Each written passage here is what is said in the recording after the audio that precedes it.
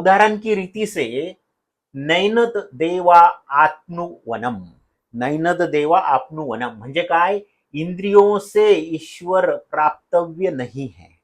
हा भरपूर महत्वाचा टॉपिक आहे बघा.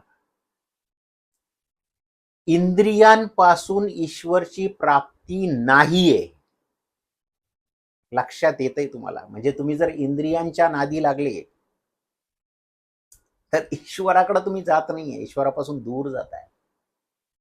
ओके, अजून पुढचा मंत्र बघू आपण काय. हा, ईशोपनिषद काय, ईशोपनिषद यजुर्वेद का 40वां अध्याय है. 4 वेदांमधला यजुर्वेद महत्वाचा वेद आहे, त्याच्यामधला 40वां अध्याय आहे. ओके,